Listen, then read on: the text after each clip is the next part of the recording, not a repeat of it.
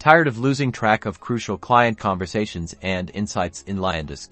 Let's walk through how to effortlessly export your valuable notes from Liondesk, ensuring you retain those important client interactions for analysis, backup, or improved client management. First, log into your Liondesk account and navigate to the Contacts section, likely found in your main navigation bar. Now select the contact you need notes from, and open their individual contact profile. Once you're in the correct contact's profile, locate the Notes tab. It's usually clearly labeled and right there for easy access. Within the Notes tab, look for an Export button.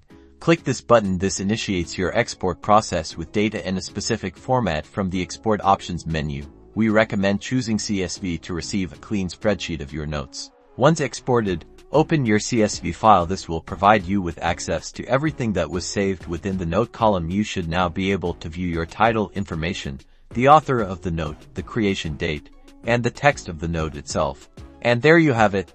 You've successfully exported your Liondesk notes, securing your client interactions for future reference. This important data can now be backed up, analyzed, sorted, or used for further client insights. We hope this helps.